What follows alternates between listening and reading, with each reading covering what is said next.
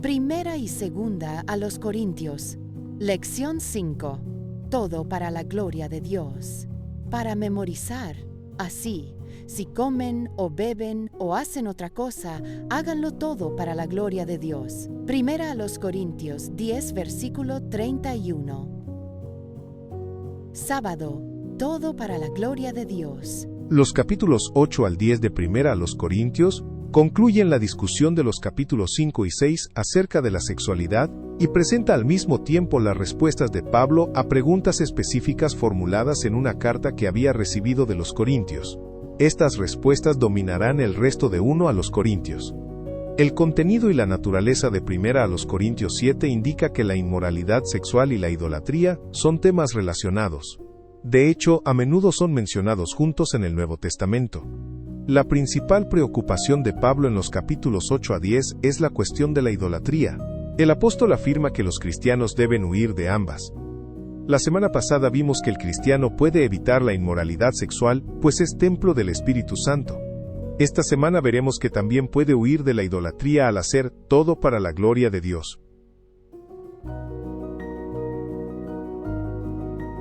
Domingo. Conocimiento versus amor. Lee primero a los Corintios 8 versículos 1 al 13. ¿Por qué Pablo contrasta el conocimiento con el amor? ¿Cuál es el contexto aquí? ¿Qué quiere decir el apóstol?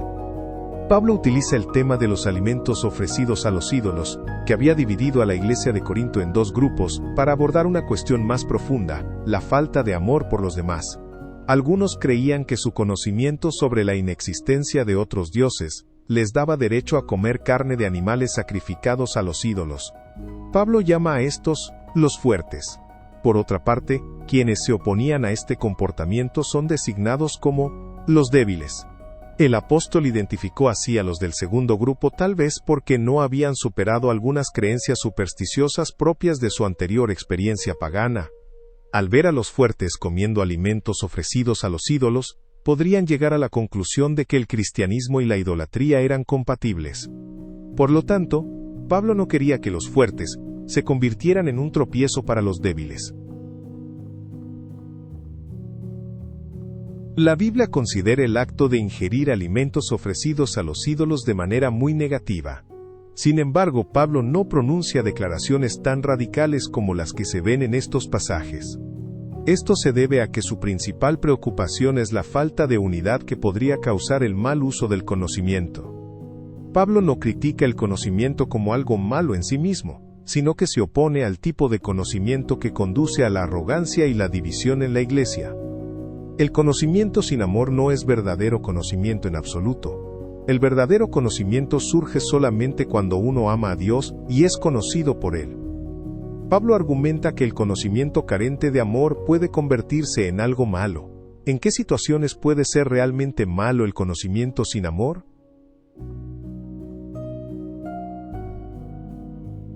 Lunes. Amor desinteresado. Lee primero a los Corintios capítulo 9 versículos 1 a 6.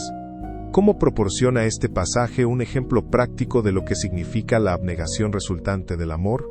A primera vista parece que la defensa que Pablo hace de su apostolado en primera a los Corintios 9 no tiene ninguna relación con la discusión anterior acerca del conocimiento y el amor. Sin embargo, no hay que olvidar que la Biblia no fue escrita originalmente en capítulos. Lo que Pablo enseña en primera a los Corintios 9 no está desconectado del material anterior. De hecho, primera a los Corintios 9 ofrece un ejemplo práctico de amor desinteresado por Cristo y por los hermanos. Pablo renunció a algunos de sus derechos por amor. Derecho a comer y beber. Aquí la comida y la bebida representan la ayuda económica en general. Como apóstol, Pablo tenía derecho a recibir apoyo material de aquellos a quienes ministraba. Otros líderes religiosos de su época solían hacer precisamente eso, pero, a diferencia de ellos, él se ganaba la vida fabricando tiendas de campaña. Derecho a traer una esposa creyente. A un apóstol casado se le permitía realizar un viaje misionero con su esposa a expensas de la iglesia. Entre los ejemplos de parejas misioneras se encuentran Priscila y Aquila, y quizás, Andrónico y Junia. Pero Pablo no estaba casado. podría haberse casado y haberse beneficiado del derecho a ir acompañado de una esposa con apoyo financiero para ambos. Obligados a realizar otros trabajos para sustentarnos, Pablo y Bernabé tenían derecho a ganar un salario por su trabajo misionero. Pablo se ganaba la vida como fabricante de tiendas, pero no sabemos cuál era la ocupación de Bernabé. Lo que sí sabemos es que era muy generoso, y por lo tanto estaba dispuesto a mantenerse a sí mismo. En 1 Corintios capítulo 9 versículos 7 al 11, Pablo desarrolla la idea de 1 Corintios 9 versículo 6, para mostrar que era justo que él y Bernabé fueran sostenidos económicamente por la iglesia. El Señor mismo ordenó: los que anuncian el Evangelio vivan del Evangelio. Sin embargo, Pablo dice: ¿no hemos usado de ese derecho? En consecuencia, Pablo se presenta a sí mismo como un ejemplo de abnegación, y argumenta que esto es beneficioso para la predicación del Evangelio en Corinto. Martes, aprendiendo del pasado. Después de dar un ejemplo de abnegación, basado en su propia experiencia, Pablo se centra más concretamente en el tema de la idolatría.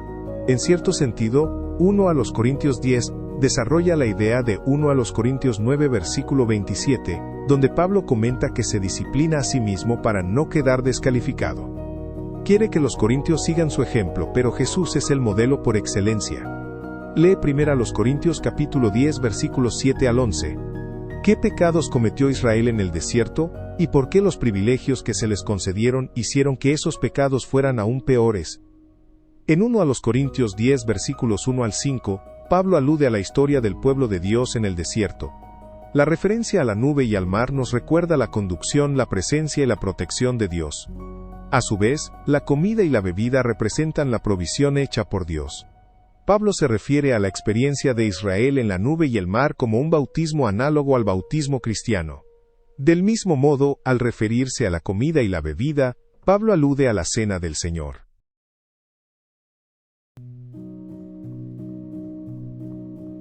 En otras palabras, 1 Corintios 10 enseña que, en cierto sentido, los cristianos están viviendo las mismas experiencias que el antiguo Israel. Sin embargo, Pablo recuerda la historia de Israel porque no quiere que ella se repita.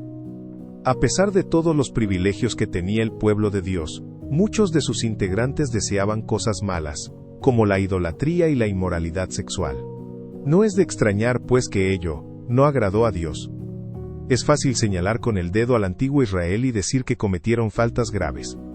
Sin embargo, Pablo argumenta que los cristianos son susceptibles de caer en pecados similares, a pesar de su inmenso privilegio de conocer la historia de Cristo. Esto resulta claro en la advertencia: el que piensa estar firme, mire que no caiga. Las palabras "el que piensa" sugieren que algunos en la iglesia no se daban cuenta de que corrían el peligro de caer en esos pecados. ¿Corremos el mismo riesgo hoy? El que piensa estar firme, mire que no caiga. ¿Quién de nosotros no ha experimentado la realidad de esa advertencia? Miércoles, advertencia contra la idolatría.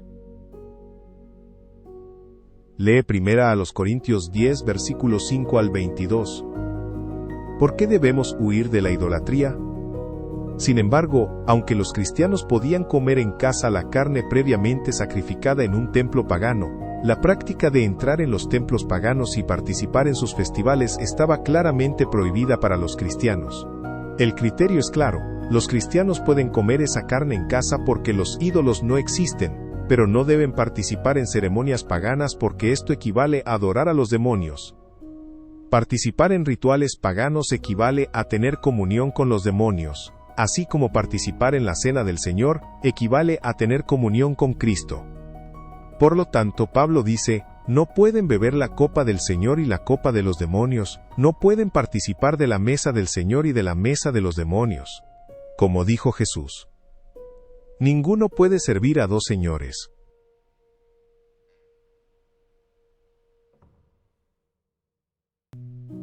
Pablo enseña que Dios exige lealtad incondicional. Da a entender que la idolatría provoca los celos del Señor. Para que eso no suceda, el apóstol provee, en 1 Corintios capítulo 8 versículos 4 al 6, una regla infalible contra la idolatría, aludiendo a Deuteronomio 6 versos 4 y 5. Escucha, Israel, el Señor nuestro Dios, el Señor es uno solo. Amarás al Señor tu Dios con todo tu corazón, con toda tu alma y con todo tu poder. A esta idea de amar a Dios por encima de todo, Jesús añadió: amarás a tu prójimo como a ti mismo. Las estatuas religiosas o cúlticas no son los únicos ídolos que existen. Casi cualquier cosa puede ser convertida en un ídolo. ¿De qué ídolos, si los tienes, necesitas deshacerte? Jueves. Venciendo la idolatría. Pablo sostiene, en 1 Corintios 8 versículos 1 al 3, que el amor nos protege de la idolatría. Este argumento es retomado y desarrollado en 1 Corintios 10 versículos 23, al capítulo 11 verso 1. En 1 Corintios 8 versículo 3, el apóstol se refiere a nuestro amor por Dios, y en 1 Corintios 10 verso 24, al amor por los demás. Ninguno busque su propio bien, sino el de otros. Lee Marcos capítulo 10, versículos 17 al 22, y Marcos 12 versículos 28 al 31. ¿Qué tienen en común estos dos pasajes y cómo se aplican a la situación de 1 Corintios 10? Pablo hace, en 1 Corintios 10, precisamente lo que Jesús hizo en Marcos 12 versículos 28 al 31, es decir, une los dos grandes mandamientos de la ley: el amor a Dios por encima de todo, y el amor a los demás. En la historia del joven rico, Jesús une estos dos tipos de amor, y lo hace aludiendo respectivamente a Deuteronomio 6 versículo 4, y a la segunda tabla del Decálogo. El problema de ese joven rico era que amaba sus posesiones más que a Dios y a su prójimo. Valoraba sus tesoros terrenales por encima de los celestiales. Valoraba su dinero por encima de los pobres. Era un idólatra. Siguiendo las enseñanzas de Jesús, Pablo sugiere que el principio de amar a Dios por encima de todo, y al prójimo como a uno mismo, debe aplicarse a las situaciones hipotéticas que menciona en 1 Corintios 10, versículos 27 y 28. Esto significa que incluso las cosas lícitas pueden no ser provechosas ni edificantes, ya que pueden ofender la conciencia de otra persona. Este principio está magistralmente sintetizado en las palabras: háganlo todo para la gloria de Dios. Al decir que todo debe hacerse para la gloria de Dios, Pablo indica que la idolatría puede manifestarse de las formas más variadas, ya que cualquier cosa que usurpe la gloria que pertenece solo a Dios, es una forma de idolatría. Las palabras de Pablo en 1 Corintios 10 versículos 31 al capítulo 11 versículo 1 sirven como conclusión de los capítulos 8 al 10. El apóstol deja claro allí que no buscaba su propio beneficio, sino el de muchos para que sean salvos. Así es como imitó a Cristo. ¿Cómo puedes aprender a amar mejor a tu prójimo como a ti mismo? Viernes.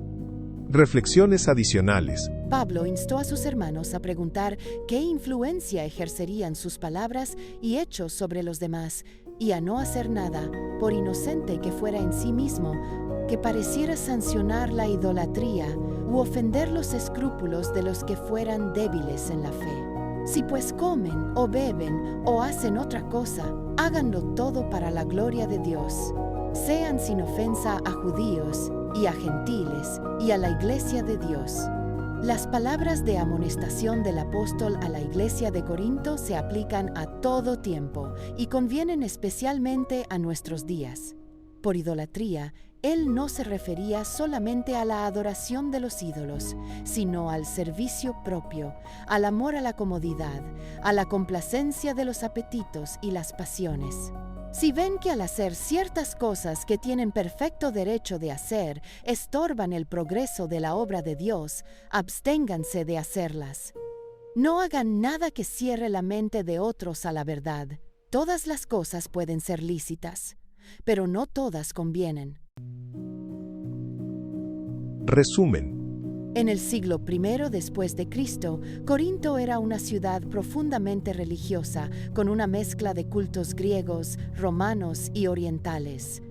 La adoración se expresaba de muchas maneras diferentes. Los primeros cristianos de Corinto tuvieron que lidiar con estas influencias sin dejar de ser fieles a Cristo, lo que llevó a Pablo a abordar la idolatría, la pureza moral y la libertad cristiana en sus cartas. Próxima lección. Dones espirituales.